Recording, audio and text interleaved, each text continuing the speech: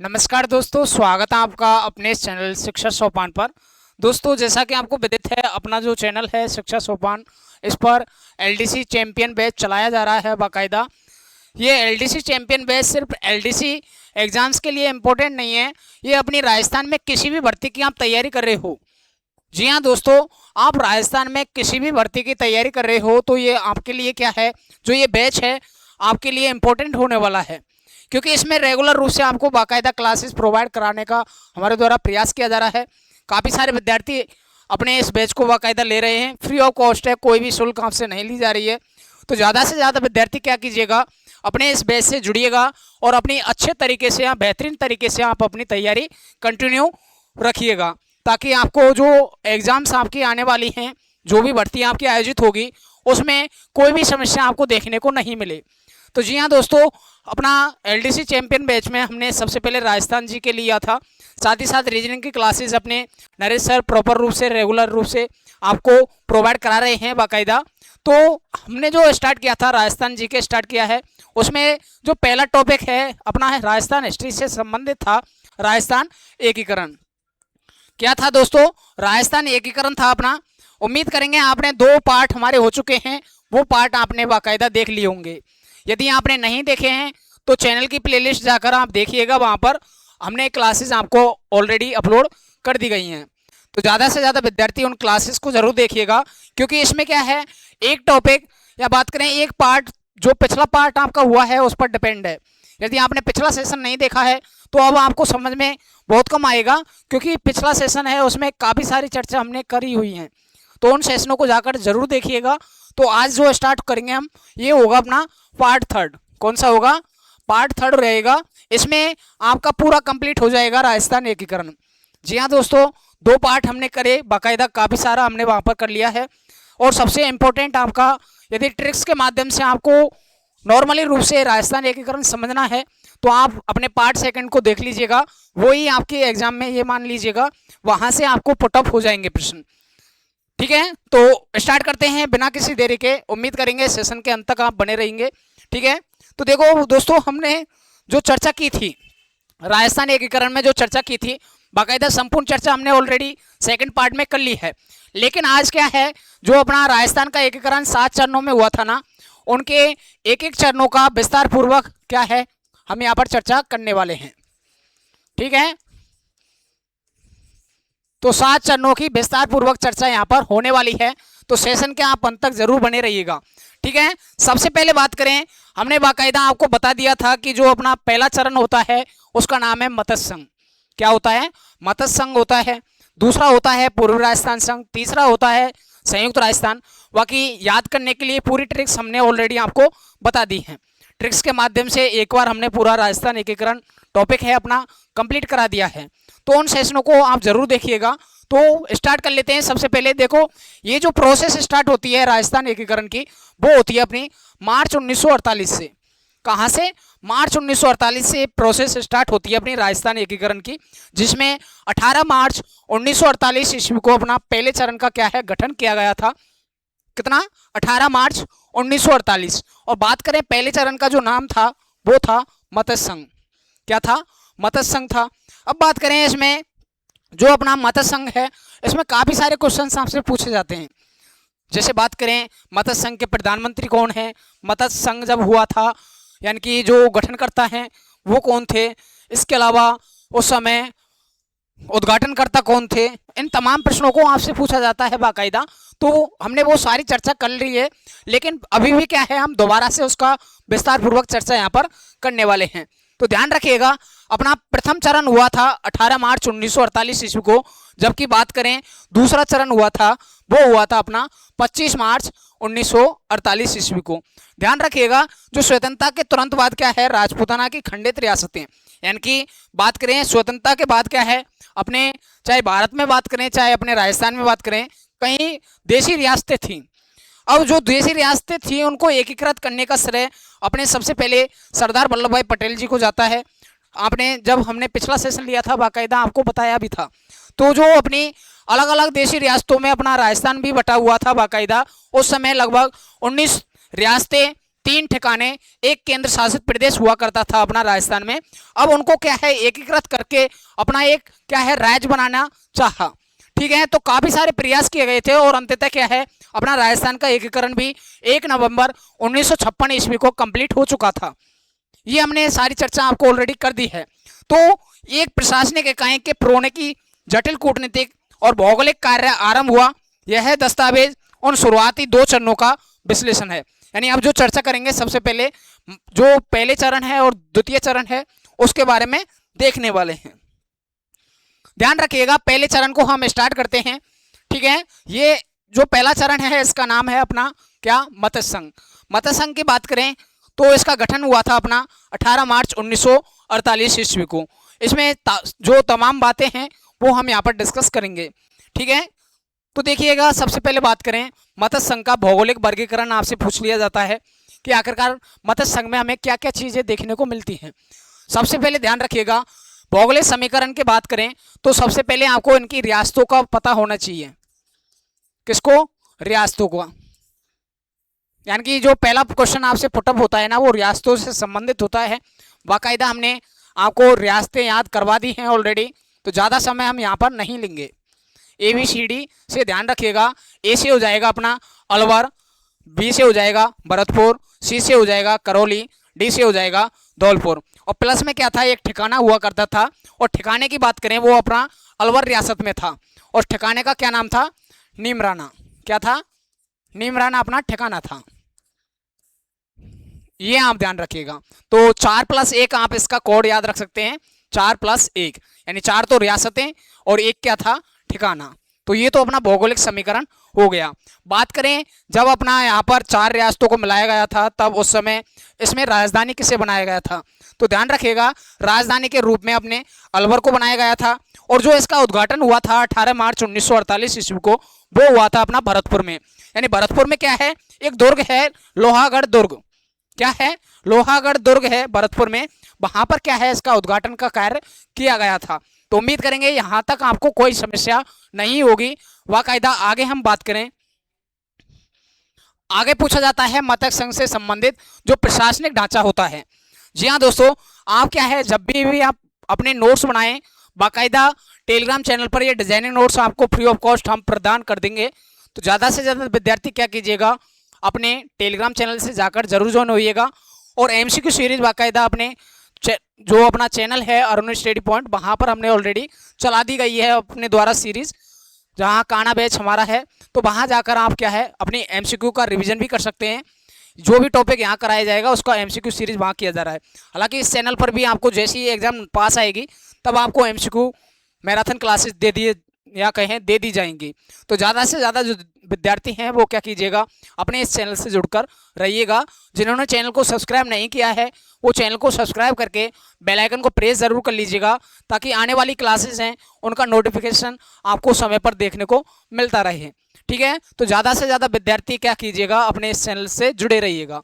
ठीक है, अब बात करें, देखो हमने भौगोलिक समीकरण देख लिया, अब बात करें प्रशासनिक ढांचा क्या रहता है अपना मत्स्य संघ में। तो सबसे पहले बात करें जब इसका लोहागढ़ दुर्ग में उद्घाटन किया गया था तो उद्घाटनकर्ता कौन थे, यह आपसे प्रश्न पुटअप हो जाता है। तो उद्घाटनकर्ता के रूप में आप ध्यान रखिएगा NV गौड़गिल। जबकि बात करें जो अपना मत्स्य संघ का नाम दिया गया था ना, मत्स्य संघ का नामकरण करने वाले व्यक्ति थे KM मुंशी। KM मुंशी की बात करें तो इनका जो पूरा नाम था,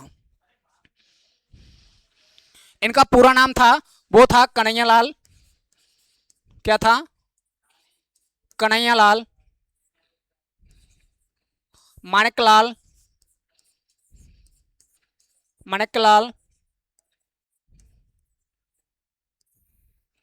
मुंशी। ये क्या था इनका पूरा नाम था। पूरा नाम यदि आपसे पूछा जाए तो इसको भी आप ध्यान रखिएगा। तो उद्घाटनकर्ता तो हो गए अपने NV गौड़गिल, और अपने नामकरणकर्ता कौन हो जाएंगे? KM मुंशी। ठीक है, ये ध्यान रखिएगा। अब बात करें प्रधानमंत्री कौन थे, तो प्रधानमंत्री के रूप में अपने चुने गए थे कौन? शोभाराम कुमावत। कौन चुने गए थे? शोभाराम कुमावत जी को ध्यान रखिएगा। इसके अलावा राज प्रमुख कौन बनाए गए थे? उदयवान सिंह, जो कहाँ के निवासी थे या कहाँ के शासक थे? अपने धौलपुर रियासत के। ठीक है, इसके अलावा उपराज प्रमुख भी यहाँ पर बनाया गया था, वो थे अपने करौली के गणेश देवपाल जी। कौन थे? करौली के शासक गणेश देवपाल जी को उपराजप्रमुख पद पर नियुक्त किया गया था जब अपना राजस्थान एकीकरण का जो प्रथम चरण है मत्स्य संघ, उसका क्या है यहाँ पर उद्घाटन किया गया था, तब बनाए गए थे। अब बात करें, देखो हमने प्रशासनिक ढांचा देख लिया, भौगोलिक स्थिति देख ली, अब बात करेंगे अपने मंत्रिमंडल से संबंधित और क्षेत्र से संबंधित।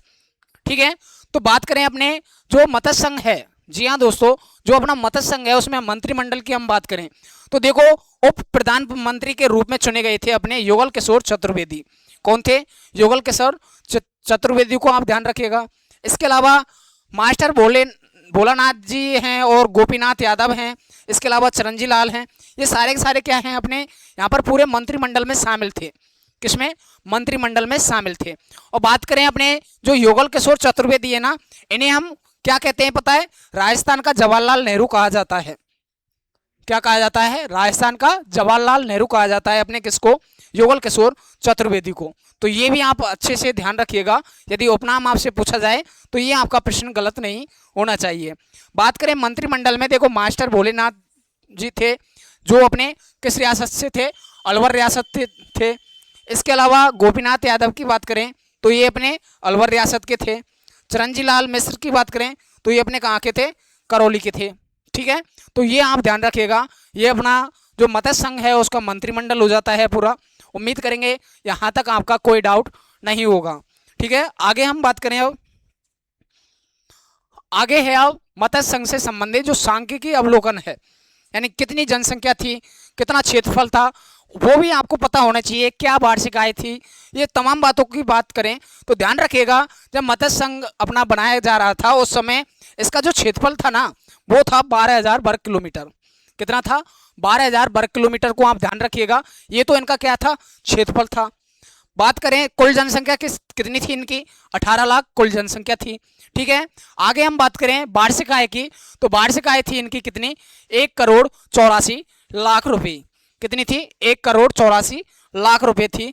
तो ये अपना मत्स्य संघ का सांख्यिकी अवलोकन कंप्लीट हो गया है। आगे बात करें ऐतिहासिक फुटनोट। जी हाँ दोस्तों, ऐतिहासिक मुद्दे क्या हैं इससे संबंधित, जो अपना मत्स्य संघ है उससे संबंधित क्या क्या चीज ध्यान रखनी है। तो देखो इस संघ का जो विरोध करने वाले व्यक्ति थे ना, एक व्यक्ति थे अपने, इन्होंने कड़ा विरोध किया था इसका, वो थे अपने ठाकुर देशराज सिंह। कौन थे? जो जाट थे अपने ठाकुर देशराज जी। उन्होंने क्या किया था? इस संघ का पूर्णतः ये विरोध में थे, ये नहीं चाहते थे कि मत्स्य संघ है उसका क्या है बनाया जाए या अपना मत्स्य संघ का निर्माण किया जाए। तो सर्वसम्मति से नहीं हुआ था, यानी जो मत्स्य संघ का जो एकीकरण था या बात करें जो मत्स्य संघ गठित किया गया था वो सभी की सहमति पर नहीं बनाया गया था, जिसके चलते अपने जो ठाकुर देशराज सिंह जी हैं उन्होंने क्या किया था? इस संघ का कड़ा विरोध किया था। तो ये आप ध्यान रखिएगा। आगे हम बात करें इसमें, तो ये था अपना पहला चरण। उम्मीद करेंगे पहला चरण आपका पूरी तरह से कंप्लीट हो गया होगा, अभी आपका कोई डाउट यहाँ पर नहीं बचा होगा। अब बात करें अपना द्वितीय चरण आता है अपना राजस्थान संघ, या कहें राजस्थान संघ नहीं मिलता है तो आपको मिल जाता है पूर्वी राजस्थान। क्या मिल जाता है? पूर्वी राजस्थान। ठीक है, ये द्वितीय चरण है अपना। और इसकी बात करें तो ये कब हुआ था अपना? 25 मार्च 1948। 25 मार्च 1948 ईस्वी को क्या है इसका गठन होता है।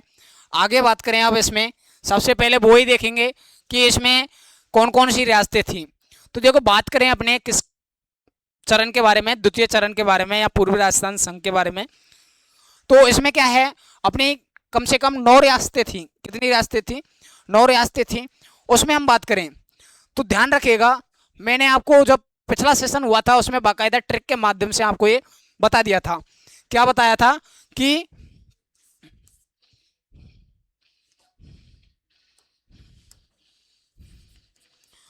वावू झाड़ू की को पिटसाटू, ये मैंने आपको ट्रिक बताई थी बाकायदा, की को पिटसाटू। ये ट्रिक मैंने आपको ऑलरेडी बता रखी है। अब इसमें बात करें बा से हो जाएगा क्या अपना? बांसवाड़ा, बू से क्या हो जाएगा बूंदी, और झा से हो जाएगा झालावाड़, डू से हो जाएगा डूंगरपुर। इसके अलावा की को, तो की से क्या हो जाएगा अपना किशनगढ़, और को से हो जाएगा कोटा। इसके अलावा प्रे से हो जाएगा प्रतापगढ़, सा से हो जाएगा शाहपुरा, और टोंक से हो जाएगा अपना, सॉरी टो से हो जाएगा क्या टोंक। बात करें शाहपुरा के जो संस्थापक थे उसमें ध्यान रखिएगा सुजान सिंह। किसको ध्यान रखना है? सुजान सिंह को आप ध्यान रखिएगा। जो शाहपुरा था उनके संस्थापक कौन हुआ करते थे? अपने सुजान सिंह को आप ध्यान रख सकते हैं। इसके अलावा बांसवाड़ा जो ठिकाना था उसमें एक ठिकाना भी, या कहें बांसवाड़ा जो रियासत थी उसमें एक ठिकाना भी हुआ करता था, उसका नाम था कुशलगढ़ ठिकाना। उम्मीद करेंगे यहाँ तक आपको कोई डाउट नहीं होगा। बाकी आगे बढ़े तो ध्यान रखिएगा, जो अपना द्वितीय चरण था या पूर्वी राजस्थान संघ था, इसका जो उद्घाटन हुआ था ना, इसमें राजधानी अपना किसको बनाया गया था? बाकायदा कोटा को राजधानी बनाया गया था। और उद्घाटन भी अपना कहाँ पर हुआ था? जो कोटा दुर्ग है, जी हाँ दोस्तों, कोटा का कोटा दुर्ग जो बना हुआ है वहाँ पर उद्घाटन होता है इसका। और इसका भी अपने बात करें यहाँ पर आगे, तो जो राजस्थान संघ है उसका प्रशासनिक नेतृत्व किया था या उद्घाटनकर्ता, जो पहले और द्वितीय चरण है ना, उनके उद्घाटनकर्ता कौन थे? एनवी गौडगिल थे। कौन थे? एनवी गौडगिल। तो पहले और द्वितीय चरण में तो आप एनवी गौडगिल को याद रखिएगा। आगे बात करें प्रधानमंत्री के रूप में, तो मैंने आपको बताया था सो गो मा ही, ये पहला चरण, ये द्वितीय चरण, ये तृतीय चरण, और ये चतुर्थ चरण। इसमें बात करें प्रथम चरण में, तो प्रथम चरण में तो हो जाएंगे अपने कौन? प्रधानमंत्री शोभाराम कुमावत। कौन हो जाएंगे? शोभाराम कुमावत, ठीक है। और इसमें हो जाएंगे अपने गोकुल लाल असावा। कौन हो जाएंगे? गोकुल लाल असावा, ठीक है, असावा ध्यान रखिएगा। इसके अलावा यहां पर हो जाएंगे माणिकलाल वर्मा, ये तृतीय चरण में हो जाएंगे अपने माणिकलाल वर्मा। और यहां पर हो जाएंगे अपने हीरालाल शास्त्री, ये मैंने ऑलरेडी आपको बता रखा है, हीरालाल शास्त्री, ठीक है।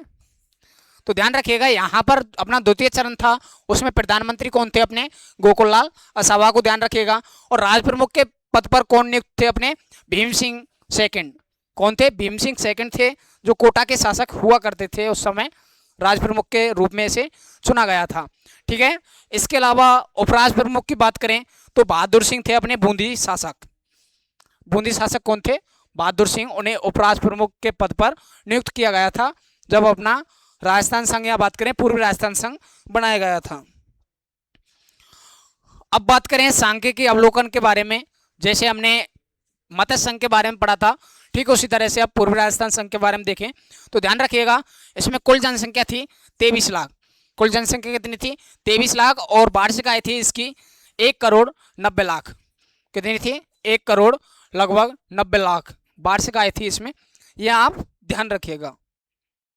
अब बात करें जो अपना द्वितीय चरण था ना, उसमें हमने सबसे पहले एक रियासत पढ़ी थी, बांसवाड़ा रियासत।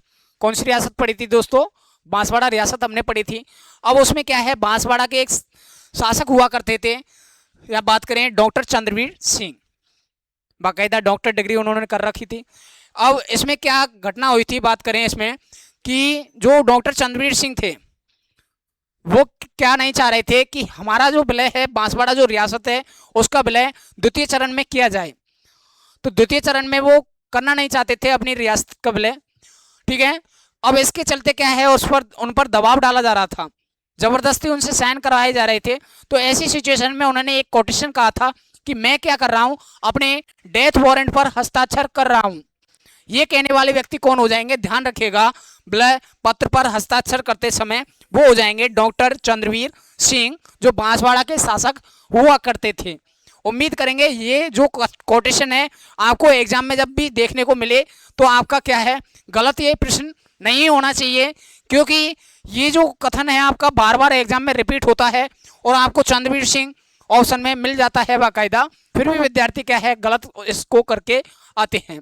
तो गलत आपका ये प्रश्न नहीं होना चाहिए। आगे बात करें, देखो वैकल्पिक संघों का असफल प्रयास। जी हाँ दोस्तों, जो डूंगरपुर के लक्ष्मण सिंह थे उन्होंने क्या है, अपने विलय से बचने के लिए क्या किया था, बांगड़ संघ बना दिया था। क्या बना दिया था? बागड़ संघ बना दिया था इन्होंने, बागड़ संघ बना दिया था। और हाड़ौती संघ भी बनाया था। यानी कि ये क्या कोशिश कर रहे थे, लेकिन इनका जो प्रयास था वो कैसा रहा था? असफल प्रयास रहा था। डूंगरपुर के जो लक्ष्मण सिंह थे, कौन थे? लक्ष्मण सिंह जो शासक थे, फिर भी इस रियासत का हार के क्या है, विलय हो जाता है अपने पूर्वी राजस्थान संघ में। तो ये भी आप ध्यान रखिएगा, अतिरिक्त जानकारी है ये आपके लिए। ठीक है, आगे हम बात करें अब, तो देखो हमने जो पहला चरण और द्वितीय चरण पढ़ा था उसका हम एक बार रैपिड रिवीजन करें या कहें अपना तुलनात्मक वर्णन देखें यहाँ पर, तो ध्यान रखिएगा। सबसे पहले देखेंगे गठन तिथि। तो मत्स्य संघ का गठन होता है 18 मार्च 1948 ईस्वी को, जबकि राजस्थान संघ का होता है 25 मार्च 1948 ईस्वी को। बात करें शामिल इकाइयां, क्या अपनी शामिल इकाइयों की हम बात करें, तो जो शामिल इकाइयां हैं इसमें तो 4 रियासतें थी। कितनी रियासतें? 4 रियासतें थी और एक क्या था? ठिकाना। लेकिन बात करें हम किसकी, जो द्वितीय चरण था अपना राजस्थान संघ या पूर्वी राजस्थान संघ। ठीक है, दोनों ही नाम आपको देखने को मिल सकते हैं, क्योंकि राजस्थान संघ है अपना, एक और था अपना कौन सा? छठवां चरण। ठीक है, तो कंफ्यूजन आपको नहीं होना है, पूर्वी राजस्थान संघ आप ध्यान रखिएगा। अब इसमें जो रियासतें थी ना, वो थी 9 रियासतें और एक ठिकाना। 9 रियासतें, एक ठिकाना। एक ठिकाना कौन सा था? बांसवाड़ा का कुशलगढ़। कौन सा? कुशलगढ़, आप ध्यान रखिएगा। और यहां पर एक ठिकाना कौन सा था? नीमराना, जो कहां का था? अलवर रियासत का ठिकाना हुआ करता था, ये ध्यान रखिएगा। राजधानी के रूप में हम देखें तो अपना अलवर में राजधानी बनाया गया था। अलवर को क्या है? राजधानी बनाया गया था। और यहां पर कोटा को राजधानी बनाया गया था। ठीक है, इसके अलावा जो उद्घाटन हुआ था इसका तो हुआ था कोटा दुर्ग में। उद्घाटन कहां हुआ था? कोटा दुर्ग में। उद्घाटनकर्ता एक ही थे, एनवी गौडगिल, दोनों के ही। और इसका हुआ था अपना कहां पर? जो भरतपुर का लोहागढ़ दुर्ग बना हुआ है। कहां? लोहागढ़ दुर्ग। ठीक है, ये ध्यान रखिएगा। आगे बात करें प्रधानमंत्री के रूप में, देखो सोगो मैंने आपको बताया था, सोगो। तो सोगो से आप ध्यान रखिएगा, शोभाराम कुमावत जी और गोकुललाल असाबा, किसको? इनको आप ध्यान रखिएगा। आगे बात करें राज प्रमुख के पद पर कौन बनाए गए थे, तो देखो राज प्रमुख अपना किसको बनाया गया था? उदयवान सिंह को, जो कहाँ के शासक थे? धौलपुर के। और यहाँ पर किसको बनाया गया था? भीम सिंह सेकंड। किसको? भीम सिंह सेकंड को। और ये कहाँ के शासक थे? अपने कोटा के शासक थे, और कोटा को ही क्या है? राजधानी बनाया गया था, ये ध्यान रखिएगा। आगे बात करें उद्घाटनकर्ता एनबी गौडगिल, दोनों साइड हो जाएंगे। ठीक है, जनसंख्या की बात करें तो 18 लाख तो मत्स्य संघ की थी और 23 लाख पूर्वी राजस्थान संघ की अपनी क्या थी? जनसंख्या थी। वार्षिक आय की बात करें तो 1.84 करोड़ तो अपनी किसकी हो जाती है? मत्स्य संघ की। और 1.90 करोड़ हो जाती है किसकी वार्षिक आय? पूर्वी राजस्थान संघ की। तो ये अपने 2 चरणों को पूरी तरह से व्याख्या सहित हमने कंप्लीट कर लिया है। अब बात करते हैं अपने तृतीय चरण के बारे में। ठीक है, तृतीय चरण की बात करें तो देखो हमने द्वितीय चरण तक हमने पूरा कंप्लीट कर लिया है। अब बात करें तृतीय चरण की, तो ध्यान रखिएगा दोस्तों, अपना तृतीय चरण है। तो मैंने जब आपको कोड बताया था 1825, 1830, 1526, 1, ये तो आपको डेट करने की, याद करने की ट्रिक है। ठीक है, इससे तो डेट याद रख सकते हो। सन याद करने के लिए यहाँ कहें ईयर याद करनी है आपको, तो 1948 आएगा कितनी बार? 3 बार। 1949 आएगा कितनी बार? 2 बार। 1950 आएगा कितनी बार? 1 बार। 1956 आएगा कितनी बार? 1 बार। तो देखो ये आप वर्ष याद कर लोगे। इसके अलावा महीनों को भी मैंने आपको बताया था, महीनों को कैसे याद करोगे आप, तो देखो मम्मा, अम्मा, मंजन करो, ये मैंने आपको बताया था। ठीक है, अब इसमें देखो मई से हो जाएगा अपना क्या? मार्च। क्या हो जाएगा? मार्च। फिर दोबारा क्या हो जाएगा अपना? मार्च। फिर ऐसे क्या हो जाएगा? अप्रैल। ठीक है, अप्रैल हो जाएगा। फिर दोबारा क्या आ जाएगा? मार्च आ जाएगा। फिर दोबारा क्या आ जाएगा अपना? मई से क्या आ जाएगा अपना? मई। जैसे क्या आ जाएगा अपना? जनवरी। और नए से क्या आ जाएगा अपना नवंबर। अब देखो आप डेट एक एक चरण की आप खुद भी बना लोगे डेट। सबसे पहले बात करें प्रथम चरण की, तो प्रथम चरण को ध्यान रखिएगा 18 और सन कौन सा है मार्च, तो 18 मार्च और 3 बार क्या आएगा, पहले जो चरण है अपने 1948, तो 18 मार्च 1948 ईस्वी को तो अपना पहला चरण का उद्घाटन हुआ था, या बात करें गठन हुआ था। द्वितीय चरण की बात करें तो दोबारा क्या आ रहा है 25, तो 25 तो तारीख हो गई, महीना क्या है मार्च, 25 मार्च। फिर क्या आएगा दो, मतलब एक बार हमने 1948 ले लिया, दूसरी बार भी क्या लेना है 1948, तो क्या हो जाएगा 25 मार्च 1948 ईस्वी को अपना पूर्वी राजस्थान संघ का उद्घाटन हो गया। इसके अलावा तृतीय देखें तो 18 25 18, तो 18 आ गया। फिर दोबारा से तीसरे स्थान पर क्या है अपना अप्रैल, तो तृतीय चरण का जो गठन हुआ था वो कब हुआ था अपना यहाँ पर 18 अप्रैल 1948, क्योंकि 3 बार लेना है हमें, तो 18 अप्रैल 1948 ईस्वी को क्या है अपना तृतीय चरण का गठन होता है। ठीक है, ये आप ध्यान रखिएगा। आगे बात करें अपना, तो 18 तक हम पहुंच गए, अब क्या आएगा 30, क्या आएगा 30, और 30 क्या आएगा चौथा चरण है, तो क्या आएगा मार्च, 30 मार्च। ठीक है, 30 मार्च और 1949, ये ध्यान रखिएगा। तो 2 बार ऐसे, मतलब ऐसे क्या है कोडों को ध्यान रख के आप अपने जो तिथि है, महीने हैं और वर्ष हैं उनका आप पता लगा सकते हैं। तो बाकी ज़्यादा समय नहीं लेंगे क्योंकि पिछले सेशन में हमने पूरा आपको बता दिया है। अब बात करें निष्ठा का चौराहा, जो अपना पाकिस्तान है उसका प्रस्ताव और मेवाड़ का स्वाभिमान कैसे है, इसमें क्या घटना थी, उसके बारे में ध्यान रखिएगा दोस्तों। कि जो भारतीय उपमहाद्वीप है उसमें क्या है मेवाड़ का स्थान क्या होगा, यह मेरे पूर्वज तय कर चुके हैं। अगर मैं गद्दारी करता हूं तो मुझे हैदराबाद जैसी बड़ी रियासत मिलती है, न तो मेरे पूर्वजों ने ऐसा किया है और न मैं करूंगा। ये कहने वाले व्यक्ति कौन थे अपने, जो जोधपुर शासक थे महाराजा हनुमान सिंह। महाराजा हनुमान सिंह ने ये कहा था, क्यों कहा था, क्योंकि इनसे क्या है जबरदस्ती क्या है वो करवाया जा रहा था, या कहें एकीकरण करवाया जा रहा था उस समय, तो विलय करने की मांग की जा रही थी। तो उन्होंने ये कथन कहा था अपने, किसने, जो जोधपुर महाराजा शासक थे हनुमान सिंह, उनका एक कोटेशन था एक, कि मैं क्या करता हूँ, जो भारतीय उपमहाद्वीप में मेवाड़ का स्थान क्या होगा, ये अपने पूर्वजों को याद करते हुए बता रहा है यहाँ पर कि भारतीय उपमहाद्वीप में मेवाड़ का स्थान क्या होगा, यह मेरे पूर्वज तय कर चुके हैं। यानी कि मेवाड़ का इतिहास क्या है अपना और आगे क्या रहने वाला है, ये मेरे जो पूर्वज हैं वो ऑलरेडी डिस्कस कर चुके हैं। अगर मैं गद्दारी करता हूँ तो मुझे हैदराबाद जैसी बड़ी रियासत मिलती, यदि मैं गद्दारी करता हूँ सभी के साथ तो ध्यान रखिएगा मुझे हैदराबाद जैसी बड़ी रियासत मिल जाती है। न तो मेरे पूर्वजों ने ऐसा किया है और ना ही मैं आने वाले समय में करूँगा। ये कहने वाले व्यक्ति थे अपने जोधपुर के महाराजा हनुमान सिंह। क्योंकि ये कह रहे थे ये, क्योंकि पाकिस्तान में मिलने का प्रस्ताव की मांग कर रहे थे उस समय। ठीक है, तो ये आप नॉर्मली रूप से आप ध्यान रखिएगा।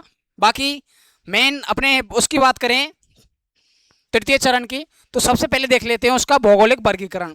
जैसे अपने बाकी 2 चरणों में देखा भौगोलिक वर्गीकरण, ठीक उसी तरह से यहाँ पर भी देखें। तो देखो इसमें क्या हुआ था, जो तृतीय चरण था, क्या था तृतीय चरण, सबसे पहले रियासत की हम बात करें, किसकी, रियासत की। तो रियासत को आप ध्यान रखिएगा, यहाँ पर सिर्फ उदयपुर रियासत का विलय हुआ था, किसका, उदयपुर रियासत का विलय हुआ था। तो देखो जो अपना पहले ही क्या है, इसका पूर्व गठित संयुक्त राजस्थान था पहले तो, अब इसमें उदयपुर मेवाड़ रियासत को क्या है विलय कर दिया था। और साथ ही साथ एक मतलब जो अपना पूर्व गठित संयुक्त राजस्थान था पहले तो इसका हुआ था, सबसे पहले तो क्या बना था अपना पूर्व गठित संयुक्त राजस्थान बनाया गया था। ये कब बना था, 18 अप्रैल 1948 ईस्वी को। ठीक है, फिर उसमें उदयपुर मेवाड़ रियासत जोड़ने के बाद अपना क्या बना था, यहाँ पर संयुक्त राजस्थान तृतीय चरण का क्या है गठन कर दिया गया था। परिणाम स्वरूप क्या है, उदयपुर के विलय के साथ एक मजबूत और अधिक एकीकृत राजस्थान का निर्माण अपना हो चुका था। तो ये आप ध्यान रखिएगा। ठीक है, आगे बात करें विफलता से सफलता तक एकीकरण के प्रयास। यानी देखो एक बार तो अपने राजपूताना जो संघ है उसने असफल प्रयास किया था, दूसरी बार किया था तृतीय चरण का सफल विलय। यानी कि पहले तो उन्होंने प्रयास किया था, उस समय तो क्या था ये विफल हो चुके थे, असफल हो चुके थे। तो ध्यान रखिएगा दिनांक की, तो 25 और 26 जून 1947 को क्या है इन्होंने एक असफल प्रयास किया था। उस समय सूत्रधार थे या करने वाले थे मेवाड़ महाराणा भूपाल सिंह। कौन थे, मेवाड़ महाराणा भूपाल सिंह। इन्होंने क्या किया था, मालवा, गुजरात व राजस्थान के 22 राजाओं को एकीकृत करने का प्रयास किया था, परंतु ये क्या रहा था, असफल रहा था। फिर उसके बाद दोबारा से प्रयास किया, उस समय क्या है, सफल प्रयास हो चुका था। दिनांक की बात करें तो 18 अप्रैल 1948 ईस्वी को जो अपनी गठन डेट है, गठन तिथि है, क्या है, गठन तिथि ध्यान रखिएगा। इसके अलावा सूत्रधार में बात करें तो भारतीय संघ और मेवाड़ राज्य का क्या है, यहाँ पर सूत्रधार किया गया था। इसके अलावा बात करें विस्तार तो उदयपुर का संयुक्त राजस्थान में आधिकारिक विलय यहाँ पर कंप्लीट हो चुका था, जिस कारण क्या है, ये जो सफल प्रयास माना जाता है, तृतीय चरण का बाकायदा आपका क्या है, गठन पूर्ण हो गया था। आगे बात करें इसमें अब विलय की आधारशिला क्या थी, यहाँ राजधानी क्या बनाया गया था, कहाँ पर इसका उद्घाटन हुआ था, इन तमाम बातों को लेकर ध्यान रखिएगा। तो देखो उदयपुर की क्या है, 3 प्रमुख शर्तें थीं, यानी जब विलय हो रहा था इसका तब इन्होंने 3 शर्तें रखी थी। कि पहली शर्त तो ये थी कि राजधानी के रूप में उदयपुर को बनाने की मांग की गई थी इनके द्वारा, कि जब कभी भी हमारा विलय हो तो इस जो चरण बनाया जा रहा है हमारा, इसमें राजधानी के रूप में हमारा उदयपुर को चुना जाए, जो उदयपुर रियासत है उसको क्या है, राजधानी बनाया जाए। तो बाकायदा तृतीय चरण में अपनी राजधानी भी कौन बनाई गई थी, उदयपुर बनाई गई थी। ठीक है, दूसरा क्या कहा था कि नेतृत्व के रूप में, यानी जो राज प्रमुख का पद है उसको क्या है, वंशानुगत किया जाना चाहिए, यानी कि जो अपने मेवाड़ शासक हैं, यानी कि वंशानुक्रम की बात करें, जैसे अपने पहले जो अपने पिताजी हैं वो बन जाते हैं, जैसे उनके पिताजी बन जाएंगे, फिर पिताजी के बाद उनका पुत्र हो जाएगा, पुत्र के बाद फिर उनका पुत्र हो जाएगा, ऐसे क्या है, वंशानुगत क्या है, राज प्रमुख पद उन्होंने लेने की मांग की थी कि राज प्रमुख पद पर सिर्फ हम कौन, मेवाड़ी शासक ही बैठेंगे। तो बाकायदा अपने जो राज प्रमुख के पद पर अपने तृतीय चरण में भोपाल सिंह को बना दिया गया था। किसको, भोपाल सिंह को अपना राज प्रमुख इसमें बना दिया गया था बाकायदा। ठीक है, भोपाल सिंह। और भोपाल सिंह की हम बात करें तो ये राजस्थान इतिहास के एकमात्र क्या थे, अपाहिज शासक थे, ये आप ध्यान रखिएगा क्योंकि यहाँ से पूछा जा सकता है ये प्रश्न। ठीक है, अब बात करें तीसरा क्या शर्त रखी गई थी, वित्तीय अधिकार, कि 20 लाख रुपए की प्री पर्स राशि दी जाए। क्या दी जाए, प्री पर्स राशि दी जाए। ये क्या है, एक प्रकार से उनका क्या है, जो पेंशन वगैरह होती है, ठीक उसी तरह से ये क्या है, प्री पर्स राशि उन्होंने क्या है, मांग की थी। और अंत में क्या है, महाराणा भोपाल सिंह द्वारा विलय पत्र पर हस्ताक्षर से पूर्व ये क्या है, शर्त रखी गई थी। फिर उसके बाद अपने महाराणा भोपाल सिंह ने इसमें जो तृतीय चरण है इसमें विलय अपना कर लिया था। तो ये पूरी आधारशिला थी विलय की। उम्मीद करेंगे यहाँ तक आपका कोई डाउट हो तो बाकायदा आप क्या है, कमेंट में पूछ सकते हैं। बाकी आगे बात करें प्रशासनिक संरचना के बारे में, तो ध्यान रखिएगा इसमें मंत्रिमंडल भी देखें। तो मंत्रिमंडल में हम सबसे पहले देखें दोस्तों, उद्घाटनकर्ता अपना इसका भी उद्घाटन कहाँ हुआ था, कोटा दुर्ग में, जैसे अपना तृतीय चरण का हुआ था, सॉरी द्वितीय चरण का हुआ था। ठीक उसी तरह से अपने इसका भी उद्घाटन कहाँ हुआ था, कोटा दुर्ग में। और जो उद्घाटनकर्ता थे वो कौन थे, पंडित जवाहरलाल नेहरू। कौन थे, पंडित जवाहरलाल नेहरू को आप याद रखिएगा यहाँ पर। ठीक है, किसको, पंडित जवाहरलाल नेहरू को। राज प्रमुख के पद पर मैंने आपको ऑलरेडी बता दिया है कि तत्कालीन एकमात्र अपाहिज शासक महाराणा भोपाल सिंह जो उदयपुर शासक थे, ये राज प्रमुख पद पर नियुक्त कर दिए गए थे और प्रधानमंत्री के रूप में माणिकलाल वर्मा जी को चुना गया था। ठीक है, आगे हम बात करें सत्ता की साझेदारी या उपराज प्रमुख पदानुक्रम। तो देखो उपराज प्रमुख की बात करें, सबसे पहले जो पद है वरिष्ठ उपराज प्रमुख का, ये नियुक्त किया गया था। तो वरिष्ठ उपराज प्रमुख कौन बनाए गए थे, महाराव भीम सिंह। कौन बनाए गए थे, महाराव भीम सिंह। क्योंकि इसमें क्या है, जो महाराव भीम सिंह थे ये कोटा शासक थे अपने बाकायदा। तो महाराव भीम सिंह थे पहले क्या है, राज प्रमुख बने हुए थे।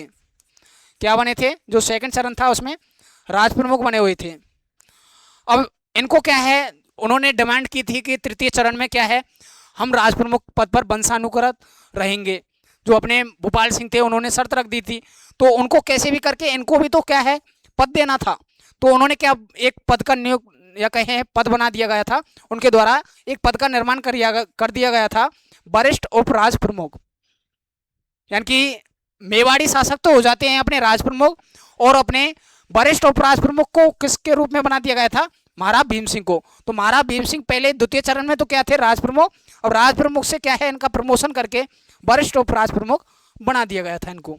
ठीक है, फिर उसके बाद क्या है, कनिष्ठ उपराष्ट्र प्रमुख। अब देखो, उस समय जब द्वितीय चरण हमने देखा तो वहां पर उपराष्ट्र प्रमुख कौन बनाए गए थे, बूंदी शासक बहादुर सिंह बनाए गए थे।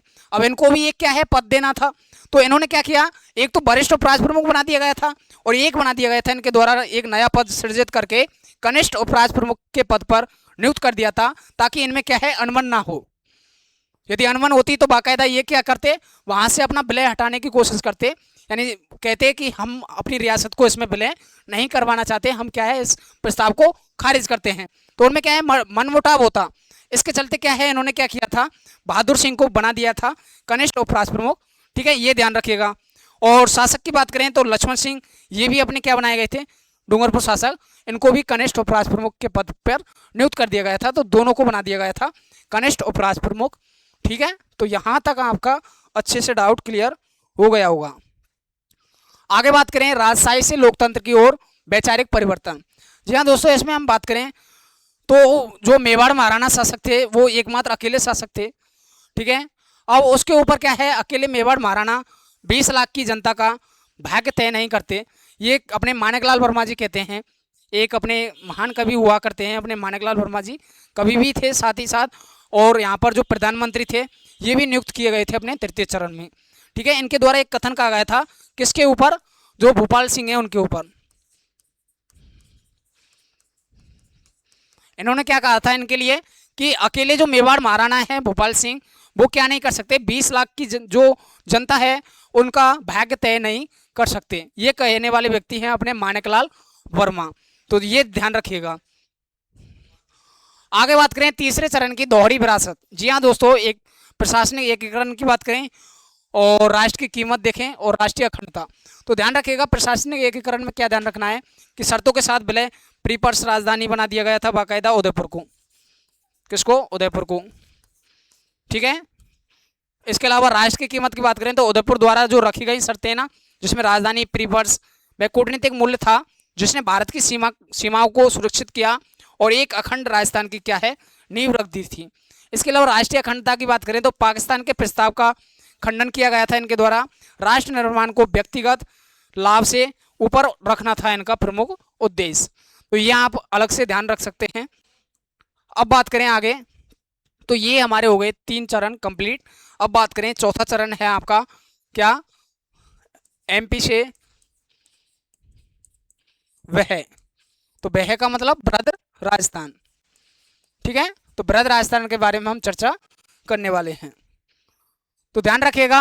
अब बात आ जाती है, देखो 1948 सन अपना कंप्लीट हो जाता है, अब हो जाता है स्टार्ट किसको, 1949 सन। 1949 में बात करें तो एकीकरण का स्वर्ण वर्ष ये कहा जाता है। अब क्यों कहा जाता है, क्योंकि इस समय अपने सरदार वल्लभ भाई पटेल जी हैं, उनका हस्तक्षेप इस एकीकरण के चरण में हो जाता है, यानी कि नेतृत्व करने वाले व्यक्ति हो जाते हैं यहाँ पर रियासतों के एकीकरण में सरदार पटेल, इनके द्वारा क्या है, निर्णायक हस्तक्षेप यहाँ पर कर दिया गया था। भूगोल की बात करें तो बिखरी हुई रियासतों का एक बृहद प्रशासनिक ढांचे में क्या है, इनके द्वारा विलय किया गया था। अब विलय करने के लिए इन्होंने काफ़ी सारे प्रयास किए थे, जैसे अपने रियासती विभाग की स्थापना की गई थी 5 जुलाई 1947 ईस्वी को। बाकायदा हमने आपको जब पढ़ाया था उसमें बताया भी था कि अपने जो सरदार पटेल हैं उनकी अध्यक्षता में एक रियासती विभाग की स्थापना की गई थी, जिसका प्रमुख उद्देश्य यही था कि जो अपना भारत है उसमें 565 देशी रियासतें थीं, उनका क्या है, एकीकृत करके उनका विलय कर दिया जाए और एक संघ बना दिया जाए या एक राज्य बना दिया जाए। तो उस समय हमने इनकी महानता देख ली थी बाकायदा, भारत के बिस्मार्क के नाम से ये जाने जाते हैं, और 31 अक्टूबर जो इनका यादगार तिथि थी उनके रूप में हम एकता दिवस बनाते हैं। ठीक है, ये हमने ऑलरेडी आपको बता दिया है। अब बात करें प्रशासन की, तो समितियों के माध्यम से सत्ता, राजधानी और विभागों का क्या है, संतुलित बंटवारा इनके द्वारा करने का प्रयास किया गया था, तो ये भी आप ध्यान रखिएगा। आगे हम बात करें इसमें, अब चतुर्थ चरण की बात कर लेते हैं हम, बृहद राजस्थान का निर्माण। तो देखो बृहद राजस्थान के निर्माण के लिए आप क्या क्या चीज़ ध्यान रखिएगा। इसमें मैंने आपको जब पढ़ाया था उसमें ट्रिक मैंने बताई थी आपको, JQ प्लस B प्लस लावा, यानी J कितनी बार आएगा अपना, 3 बार आएगा। कितनी बार, 3 बार आएगा। एक बार तो ध्यान रखिएगा जयपुर, किसको? जयपुर को। एक बार ध्यान रखिएगा अपना, किसको? जोधपुर को। एक बार ध्यान रखिएगा आप, किसको? जैसलमेर को। किसको? जैसलमेर को। तो ये तीन तो अपनी रियासतें हो गई। अब जयपुर में क्या है, एक लावा ठिकाना भी हुआ करता था। क्या है? लावा ठिकाना भी हुआ करता था। जे क्यू देख लिया। अब बी का मतलब क्या है सर? बी का मतलब है यहां पर बीकानेर। क्या है? बीकानेर। ठीक है, बीकानेर आप ध्यान रखिएगा। तो जयपुर, जोधपुर, जैसलमेर, बीकानेर और लावा, इन चार तो रियासतें हैं और एक ठिकाने हैं। इनको मिला के अपना बना दिया गया था एक बृहद राजस्थान। इसका निर्माण अपना कर दिया गया था। ठीक है, ये आप ध्यान रखिएगा। अब बात करें दोस्तों, जो ठिकाना है लावा, तो लावा के बारे में एक चीज जरूर ध्यान रखिएगा आप। अब वो चीज क्या है लावा के बारे में, क्योंकि आपसे पूछी जा सकती है, पूछी जा सकती है लावा ठिकाने के बारे में। क्या ध्यान रखना है लावा के बारे में? तो देखो, जो एनसीईआरटी की बुक है आपकी, एनसीईआरटी की बुक है, उसके अकॉर्डिंग जो अपना लावा ठिकाना है वो टोंक रियासत में बताया जा रहा है। कौन सी रियासत में? टोंक रियासत में। और टोंक रियासत हमने जब पढ़ी थी, ये किस चरण में है? द्वितीय चरण में है। किस चरण में? द्वितीय चरण में। और द्वितीय चरण का नाम क्या था? पूर्वी राजस्थान संघ। क्या था? पूर्वी राजस्थान संघ। तो यदि आपको प्रश्न किया जाए कि अकॉर्डिंग टू एनसीईआरटी अपना जो लावा ठिकाना है वो किस रियासत में आता है, तब आपको बताना है टोंक रियासत। क्या बताना है? टोंक रियासत आपको जरूर बताना है। और यदि ऑप्शन में आपको टोंक रियासत नहीं मिलता है, तब ऐसी सिचुएशन में आप जाना कहां पर? जयपुर रियासत की तरफ। तो ये प्रश्न आपका गलत नहीं होना चाहिए, फिर ये मत बोलना कि सर आपने बताया नहीं। तो उम्मीद करेंगे ये आपको कॉन्सेप्ट ध्यान रखना है। ठीक है, बाकी आगे हम बात करें अब। तो देखो, इसमें जोधपुर हो गया, जयपुर हो गया, और इसके अलावा जैसलमेर हो गया, बीकानेर और लावा ठिकाना, इन चार रियासतें और एक ठिकाने को मिलाकर अपना किसका निर्माण कर दिया गया था? बृहद राजस्थान का निर्माण कर दिया गया था। इसका निर्माण हो जाता है अपना 30 मार्च 1949 ईस्वी को। ठीक है, आगे बात करें सत्ता का नया केंद्र नेतृत्व, क्योंकि नेतृत्व करने वाले व्यक्ति हो जाते हैं यहाँ पर कौन? सरदार वल्लभ भाई पटेल। उद्घाटनकर्ता कौन बन जाते हैं अपने? सरदार वल्लभ भाई पटेल। और ध्यान रखिएगा, जो इसका उद्घाटन हुआ था वो हुआ था जयपुर के सिटी पैलेस में। कहाँ पर? जयपुर के सिटी पैलेस में क्या हुआ था? अपना उद्घाटन हुआ था। तो पहले जो चरण था उसका उद्घाटन कहाँ हुआ था? लोहागढ़ दुर्ग, भरतपुर। द्वितीय चरण था अपना पूर्वी राजस्थान, उसका हुआ था कोटा दुर्ग में। तृतीय चरण का कहाँ पर हुआ था? कोटा दुर्ग में। और चौथे चरण का कहाँ हो रहा है? अपना सिटी पैलेस जयपुर। तो ये जरूर ध्यान रखिएगा आप। हीरालाल शास्त्री की बात करें तो इनको क्या है? प्रधानमंत्री के रूप में चुना गया था। राज प्रमुख पद बना दिया गया था अपना किसको? मानसिंह सेकंड को। किसको? मानसिंह सेकंड को यहाँ पर राज प्रमुख बना दिया गया था। और आजीवन क्या है? प्रीवी फर्स्ट इसको दिया जाने लगा था, ये भी ध्यान रखिएगा। इसके अलावा भोपाल सिंह की बात करें तो महाराज प्रमुख का पद इनको बना दिया गया था। क्या पद बना दिया गया था इनका? महाराज प्रमुख बना दिया गया था, यानी कि राज प्रमुख से भी ऊपर, और विशेष आजीवन इनको बना दिया गया था। ठीक है,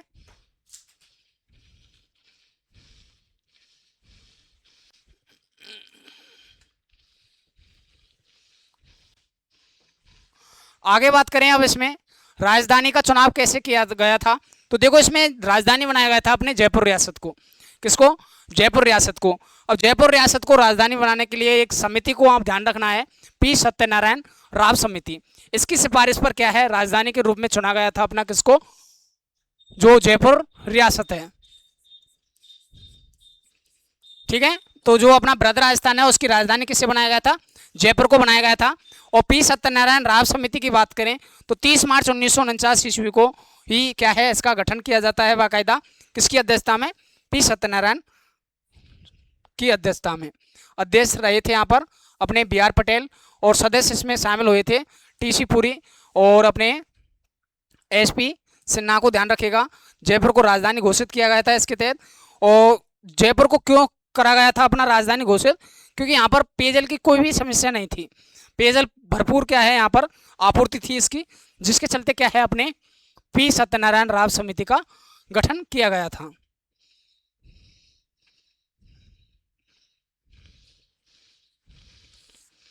ठीक है, आगे हम बात करें मंत्रिमंडल देखें अब बृहद राजस्थान में, तो देखो प्रेम नारायण माथुर हैं, भूरेलाल बया हैं, ये तो उदयपुर से संबंध रखते थे, ये मंत्रिमंडल में शामिल थे।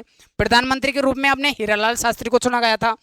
जयपुर रियासत से मंत्रिमंडल में सिद्धराज ढड्डा को ध्यान रखेगा, कोटा से ध्यान रखेगा वेदपाल त्यागी। इसके अलावा बीकानेर से कौन हो जाएंगे अपने रघुवर दयाल गोयल, कौन हो जाएंगे रघुवर दयाल गोयल, जो अभी क्या है आपका फर्स्ट ग्रेड का जीके का पेपर हुआ था उसमें ये प्रश्न पूछा गया था। फर्स्ट ग्रेड जो ग्रुप ये है जीके जीएस का जो पेपर है उसमें ये प्रश्न पूछा गया था कि रघुवर दयाल गोयल किस रियासत से संबंध रखते थे, तो वो थे अपने बीकानेर से। ठीक है, जोधपुर की ध्यान रखेगा हनुमंत सिंह और नरसिंह कछवा, ये भी क्या है मंत्रिमंडल में शामिल थे अपने किसमें बृहद राजस्थान में। आगे बात करें अब सत्ता का विकेंद्रीकरण और विभागों का बंटवारा। अब क्या है सत्ता का विकेंद्रीकरण करने के लिए विभागों को बंटवारा करने की आवश्यकता पड़ी थी। अब इसमें किस रियासत को कौन सा विभाग दिया गया था, तो उसमें ध्यान रखिएगा। सबसे पहले बात करें अपने जो कोटा है अपना कोटा रियासत, उसको तो बना दिया गया था वन विभाग का मुख्यालय। बात करें वन विभाग किसको दे दिया था, कोटा को। जबकि शिक्षा विभाग की बात करें तो वो दिया गया था अपने बीकानेर को। किसको दिया गया था, बीकानेर को।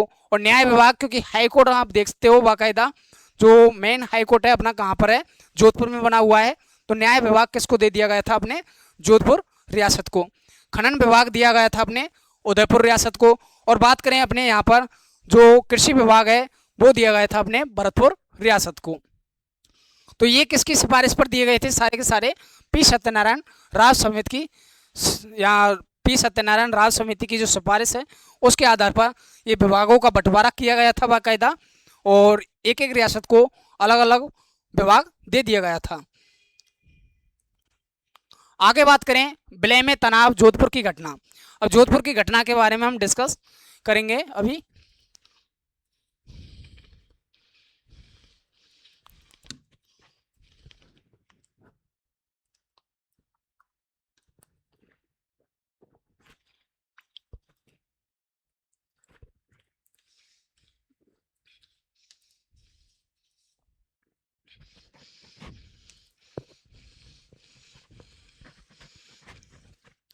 तो देखो दोस्तों, बात करें जोधपुर शासक हनुमंत सिंह थे, उन्होंने क्या किया था, रियासती विभाग के सचिव बीपी मेनन के, जो बीपी मेनन है उनके कनपट्टी पे क्या है जो पेन पिस्टल होती है, पेन पिस्टल तान दी थी।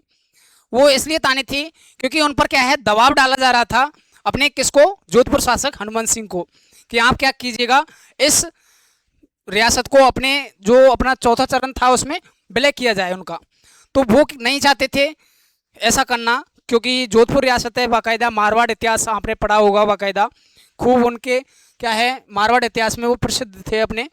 तो मारवाड़ इतिहास के जो शासक हुआ करते थे अपने पिछले, तो वो नहीं चाहते थे कि हम किसी के दबाव में आकर क्या है या ज़बरदस्ती क्या है उनकी बातों को माने। बिल्कुल, आप जब मारवाड़ का इतिहास पढ़ते हो तो उसमें शासकों के बारे में वीर गाथा देखने को मिलती हैं।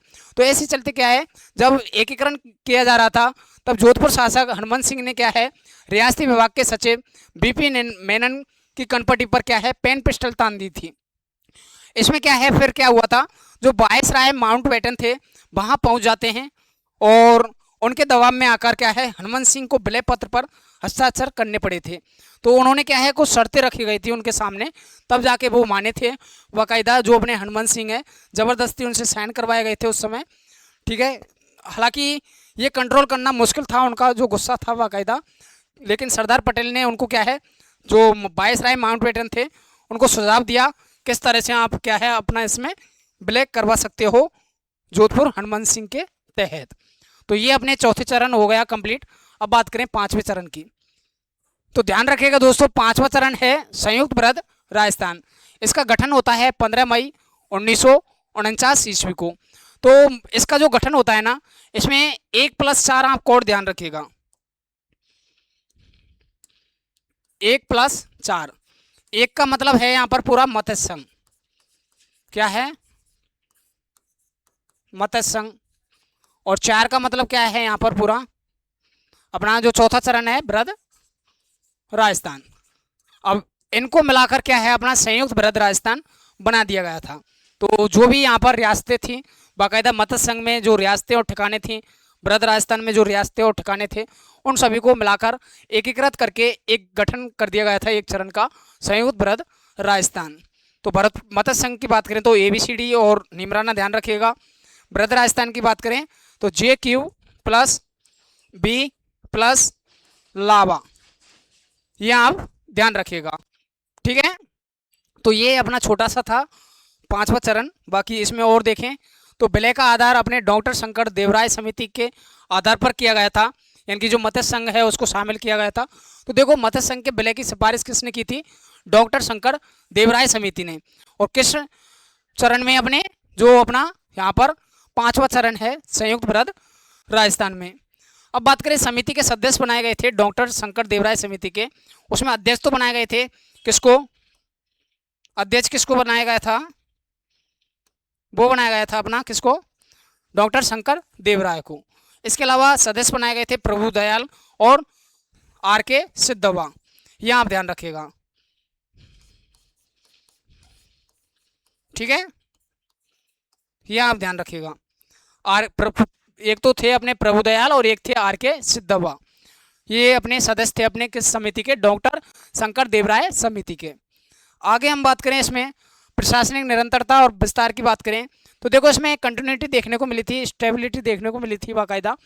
इसमें बात करें राजधानी के रूप में अब क्या है, जयपुर को ही रखा गया था, यानी जो चौथे चरण में राजधानी जयपुर बनाई गई थी, ठीक उसी तरह से अपने 5वें चरण में भी राजधानी किसको बनाया गया था, जयपुर को।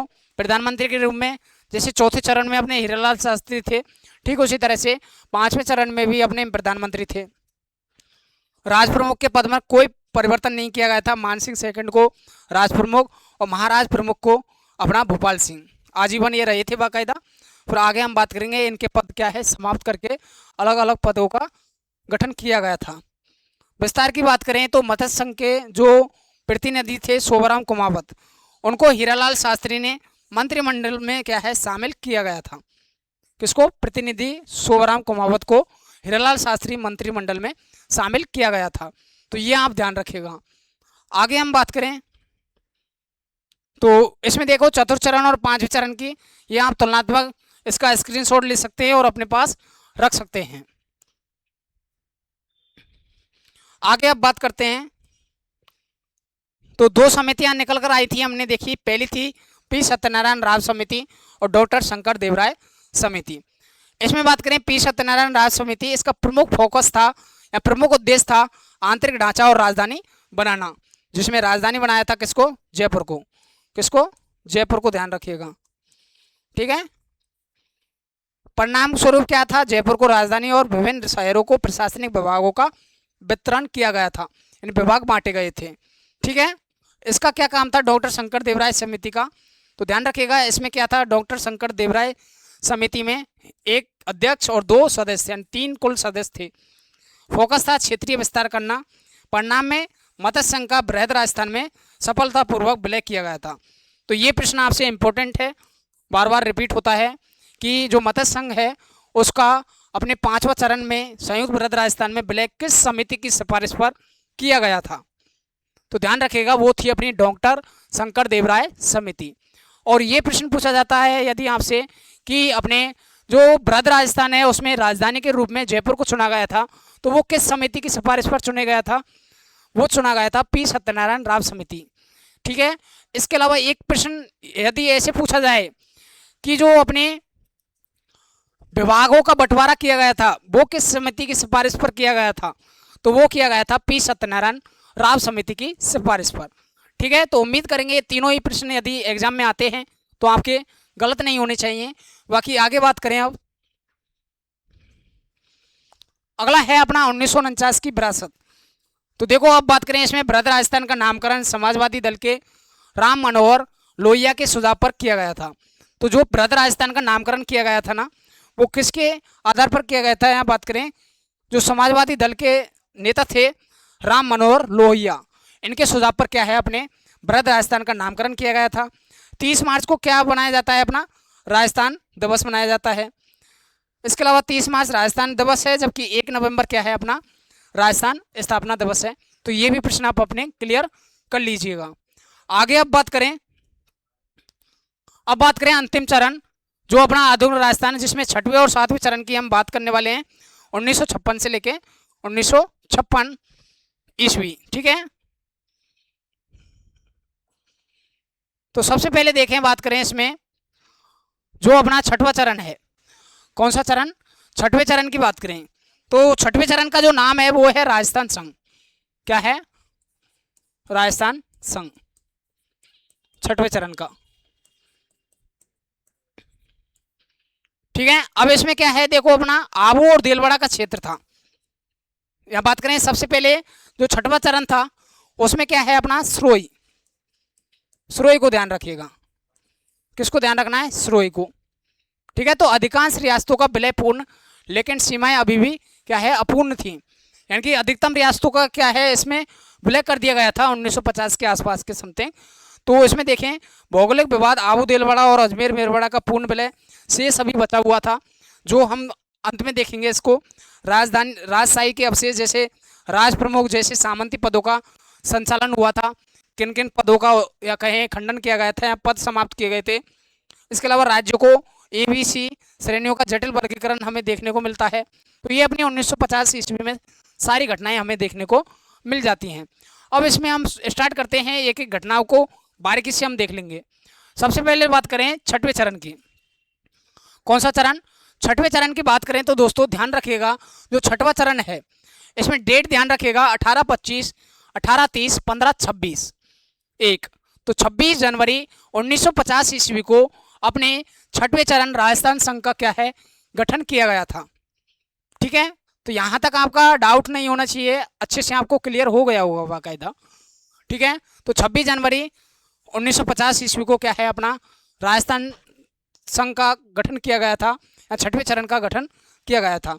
आधिकारिक नाम की बात करें तो इस दिन राज्य को विधिवत राजस्थान नाम दिया गया था। विधिवत राजस्थान का नाम कब दिया गया था? इस समय दिया गया था 26 जनवरी को। ठीक है, आगे हम बात करें भौगोलिक स्थिति की तो यहाँ पर क्या है 5 रियासतें थी। क्या थी? 5 रियासतें प्लस सरोई का क्या है यहाँ पर विलय किया गया था। तो 5 रियासतें नहीं, यहाँ पर जो 5वां चरण था ना अपना 5वां चरण वो शामिल था। ठीक है, ये ध्यान रखिएगा। तो इसमें देखिएगा क्या है सरोई का विलय हो गया, लेकिन आबू देलवाड़ा का जो क्षेत्र था, आबू देलवाड़ा का जो क्षेत्र था उसको छोड़ दिया गया था यहाँ पर, और आबू देलवाड़ा का जो क्षेत्र था उसको 7वें चरण में जोड़ा गया था। ठीक है, तो ये हम आगे देख लेंगे इसके बारे में। तो सरोई को तो जोड़ा गया था, लेकिन जो आबू देलवाड़ा का जो क्षेत्र है उसको क्या है छोड़ दिया गया था। इस चरण में इसको शामिल नहीं किया गया था। ठीक है, आगे बात करें 6ठे चरण का नेतृत्व और प्रमुख व्यक्तित्व। तो ध्यान रखेगा हीरालाल शास्त्री की बात करें तो प्रथम मनोनीत मुख्यमंत्री बने थे। नवगठित राज्य के प्रशासनिक ढांचे की नींव इनके द्वारा रखी गई थी बाकायदा। ठीक है, जो नवगठित राज्य है उसके प्रशासनिक ढांचे की क्या है नींव रखी गई थी, किसके द्वारा? हीरालाल शास्त्री के द्वारा। इसके अलावा सवाई मानसिंह सेकंड की बात करें तो राज प्रमुख पद था। ठीक है, राज प्रमुख पद पर जो अपने सवाई मानसिंह सेकंड थे उनको क्या है भूमिका क्या मिली थी? इनको संवैधानिक प्रमुख के रूप में राज्य का प्रतिनिधित्व बना दिया गया था। ठीक है, ये ध्यान रखिएगा। इसके अलावा हम बात करें दोस्तों उपाधि क्या है गोकुल भाई भट्ट की, तो राजस्थान के गांधी के नाम से जाने जाते हैं। इनके अथक प्रयासों और सहयोग से क्या है सरोई का राजस्थान में विलय संभव हुआ था। तो इनके ही प्रयासों से, तो ध्यान रखिएगा सरोई का विलय किसके प्रयासों से हुआ था? गोकुल भाई भट्ट के द्वारा या उनके प्रयासों से क्या है अपने सरोई का विलय हुआ था अपने 6वें चरण में। तो ये आप ध्यान रखिएगा। आगे हम बात करें इसमें अब तो भारतीय संविधान परिषद में राजस्थान की आवाज़ें देखें तो रियासतों से भेजे गए प्रमुख प्रतिनिधि कौन कौन थे? तो मेवाड़ के थे अपने सर टीवी राघवाचारी, इसके अलावा माणिकलाल वर्मा। तो ये मेवाड़ रियासत के थे। इसके अलावा हम दोस्तों बात करें जोधपुर रियासत के कौन कौन थे? तो जोधपुर के थे अपने कौन? CS वेंकटाचारी, ठीक है, और जयनारायण व्यास। ये ध्यान रखिएगा। यहाँ से क्या है, भारतीय संविधान परिषद में राजस्थान की आवाज उठाई थी इनके द्वारा। प्रथम विधानसभा की बात करें तो लोकतांत्रिक जड़ों का विस्तार, ध्यान रखिएगा। नरोत्तम नाम जोशी हैं, उन इनका बात करें तो नरोत्तम नाम जोशी है ना, वो प्रथम विधानसभा के क्या थे, स्पीकर रहे थे या अध्यक्ष रहे थे। ये आपको ध्यान रखना है। इसके अलावा बात करें जो लाल सिंह सख्तावत हैं, ये अपने जो प्रथम विधानसभा थी उनके क्या थे, उपाध्यक्ष रहे थे। कौन रहे थे, उपाध्यक्ष, ठीक है, या कहें डेप्यूटी स्पीकर। आगे बात करें 7वें चरण का उत्प्रेरक राज्य पुनर्गठन आयोग। तो जो अपने राज्य पुनर्गठन आयोग है, ये सबसे इंपॉर्टेंट हो जाता है एग्जाम की दृष्टि से। क्यों हो जाता है, क्योंकि देखो इसी राज्य पुनर्गठन आयोग को हम क्या है, फजल अली आयोग के नाम से जानते हैं। इसका प्रमुख उद्देश्य था कि भाषाई और प्रशासनिक आधार पर क्या है, राज्यों का पुनर्गठन किया जाए। किसके आधार पर, एक तो भाषाई और दूसरा प्रशासनिक आधार, दो आधार रखे गए थे जिनके चलते क्या है, राज्यों का पुनर्गठन करना इनका प्रमुख उद्देश्य था, फजल आयोग या फजल अली आयोग का। बात करें इसमें, एक थी मुनि विजय सूरी समिति थी जिसके प्रमुख सदस्य थे दशरथ शर्मा। तीसरा था अजमेर मेरवड़ा। यानी कि जो इसमें क्षेत्रों की बात करें 7वें चरण में कौन कौन शामिल हुए थे, तो देखो आबूदेलवड़ा था, आबूदेलवड़ा का क्षेत्र था। इसके अलावा अजमेर मेरवड़ा, ये तीन क्या है, अपने बचे हुए थे, इनको शामिल करना बाकी था। ठीक है, ये ध्यान रखिएगा आप। 7वें चरण में अपने बात करें, 7वें चरण में एक तो अपना आबूदेलवड़ा का जो क्षेत्र बचा हुआ था 6वें चरण में, ठीक है, आबूदेलवड़ा यानी सिरोही तो शामिल कर लिया गया था 6ठे चरण में, लेकिन सिरोही का कुछ हिस्सा था उसमें बात करें आबूदेलवड़ा, इसको छोड़ दिया गया था। तो 7वें चरण में क्या है, इसका गठन कर दिया गया था। इसके अलावा आबूदेलवड़ा के अलावा किसको शामिल किया गया था, जो अजमेर मेरवड़ा है, एकमात्र केंद्र शासित प्रदेश जो सी श्रेणी का ठिकाना हुआ करता था या प्रदेश हुआ करता था, अजमेर मेरवड़ा। इसके अलावा बात करें जो एमपी का हिस्सा था पहले, सुनील टप्पा, इसको शामिल किया गया था। और बाहर किसको किया गया था, अपने राजस्थान का हिस्सा था सिरोंज, सिरोंज का विलय कर दिया गया था कहाँ पर, एमपी में। यह आप ध्यान रखिएगा। ठीक है, तो इन रियासतों को आप ध्यान रखिएगा। बाकी आगे हम बात करें इसमें, तो देखो 7वें चरण की बात करें, आधुनिक राजस्थान का पूर्ण स्वरूप देखें तो इसमें राजस्थान संघ शामिल था पूरा। ठीक है, प्लस में बात करें आबूदेलवड़ा का क्षेत्र शामिल हो गया था, अजमेर मेरवड़ा जो केंद्र शासित प्रदेश था, और सुनील टप्पा था। और सिरोंज को क्या है, मध्य प्रदेश को सौंप दिया गया था। बदले में क्या ले लिया हमने, इससे सुनील टप्पा स्थान को ले लिया था। और वर्तमान आधुनिक राजस्थान का क्या है, निर्माण हो जाता है। उस समय राजधानी बना दी जाती है अपनी किसको, जयपुर को। तो उम्मीद करेंगे 1 नवंबर 1956 ईस्वी को बाकायदा राजस्थान स्थापना दिवस भी मनाया जाता है। ठीक है, और अपना 1 नवंबर 1956 ईस्वी को ही क्या है, अपने 7वें चरण का गठन कर दिया गया था। तो ये आपका अच्छे से डाउट क्लियर कर लीजिएगा। ठीक है, अब बात करें आबूदेलवड़ा का संघर्ष और समाधान। तो देखो आबूदेलवड़ा का क्षेत्र था, इसको किस तरह से शामिल किया गया था, तो ये हुआ था अपने सरदार वल्लभ भाई पटेल के प्रयासों से। किसके से, सरदार वल्लभ भाई पटेल का निर्णय आया था कि सर्वप्रथम आबूदेलवड़ा को क्या है, गुजरात प्रांत में मिलाया जाए। इनके आदेश आए, यानी इन्होंने निर्णय लिया कि जो आबूदेलवड़ा का क्षेत्र है उसको किस में मिलाया जाए, पहले गुजरात में। बाद में क्या बदलाव किया था इसमें, इसके पश्चात इसे बम्बई प्रांत का हिस्सा बना दिया गया था। ठीक है, और बम्बई प्रांत का हिस्सा जैसे ही बना दिया था इसको, तो परिणाम में ध्यान रखिएगा क्या क्या चीज़ निकल कर आई। तो राज्य पुनर्गठन आयोग की सिफारिश आई थी, मुनि विजय सूरी समिति थी, और जिसके सदस्य थे दशरथ शर्मा। इनकी रिपोर्ट के आधार पर ये हमें बताया गया था, जो भी था आबूदेलवड़ा क्षेत्र है उसको शामिल कर लिया गया था अपने किस्म में 7वें चरण में। और परिणाम स्वरूप क्या हुआ कि 1 नवंबर 1956 ईस्वी को आबूदेलवड़ा को अंतिम रूप से राजस्थान में वापस मिला लिया गया था। ठीक है, तो ये आप ध्यान रखिएगा। इसमें जो अपने फजल अली आयोग था उसका क्या है, महत्वपूर्ण योगदान रहा था इनको मिलाने के लिए। अब बात करें, देखो कुछ इंपॉर्टेंट चीज़ें आपको ध्यान रखनी है। एकीकरण के अलावा क्या क्या चीज़ें आपको ध्यान रखनी है, कुछ रोचक ऐतिहासिक तथ्य ध्यान रखिएगा। जैसे मराठा चौथ होता है, यानी राजस्थान की 12 रियासतें जो मराठों को चौथ जिसमें सुरक्षा कर नहीं देती थी, तो उनमें 3 रियासतों को आपको ध्यान रखना है। एक तो थी बीकानेर रियासत, दूसरी थी किशनगढ़ रियासत और तीसरी थी जैसलमेर रियासत। ठीक है, इन 3 रियासतों को आपको ध्यान रखना है। इसके अलावा बात करें 26वां जिला अपना अजमेर को बना दिया गया था 1 नवंबर 1956 ईस्वी को। अजमेर मेरवाड़ा का राजस्थान में पूर्ण विलय हुआ और इस विलय के साथ ही क्या है, अजमेर राजस्थान का 26वां जिला बन चुका था। तो 1 नवंबर 1956 ईस्वी को आप और भी अच्छी तरह से ध्यान रखिएगा, क्योंकि इस समय अपना जो राजस्थान का जिला था अपना 26वां जिला, जिसका नाम था अजमेर, ये बनाया गया था। ठीक है, तो ये आप ध्यान रखिएगा यहाँ पर। उम्मीद करेंगे यहाँ तक आपका कोई डाउट नहीं होगा। बाकायदा आगे हम बात करें इसमें अब, तो देखो संवैधानिक कार्यकलाप जो 7वां संविधान संशोधन हुआ था 1956 ईस्वी में। अब इसमें क्या है, आपको जो श्रेणियों में हमने बात की थी कि जो अपने ठिकाने हैं, तो 3 श्रेणियां बांटी गई थी, ए बी सी। ये पूर्णतः क्या है, समाप्त कर दिया गया था किसके तहत, 7वें संविधान संशोधन 1956 के तहत। तो एक तो ये काम किया गया था इसके तहत।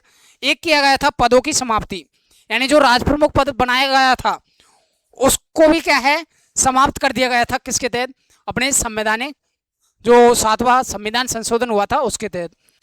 फिर क्या किया गया था इसके बदले, एकीकृत राज्य जो अपना राजस्थान है उसको एक समान पूर्ण राज्य का दर्जा दे दिया गया था 7वें संविधान संशोधन 1956 के तहत। और नया पद सृजित किया गया था, अपने जो राज्य प्रमुख पद बनाया हुआ था उसको पूर्णतः क्या है, बंद करके एक राज्यपाल बना दिया गया था, राज्यपाल का पद नियुक्त कर दिया गया था और आधुनिक संवैधानिक पद का क्या कहें इसकी स्थापना कर दी गई थी। तो ये किसके तहत हुआ था, अपने 7वें संविधान संशोधन 1956 के तहत। श्रेणियों का पहले अंत किया गया था, फिर पदों की समाप्ति, जैसे राज प्रमुख जो पद चले आ रहे थे उस पद का समापन कर दिया गया था इनके द्वारा। तो ये 7वां संविधान संशोधन इंपॉर्टेंट हो जाता है राजस्थान एकीकरण से रिलेटेड। ठीक है, आगे बात करें नए गणराज्य के प्रथम संरक्षक।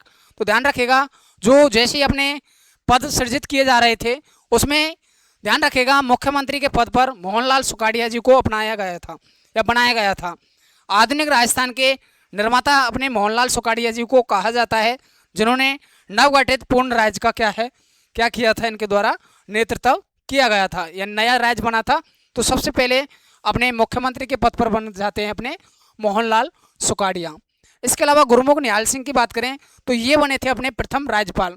जो मैंने आपको बताया था ना कि महाराज प्रमुख जो राज प्रमुख पद था उसको हटाकर एक नया पद का सृजन किया गया था राज्यपाल, और उस समय पहले राज्यपाल बने थे अपने गुरमुख निहाल सिंह।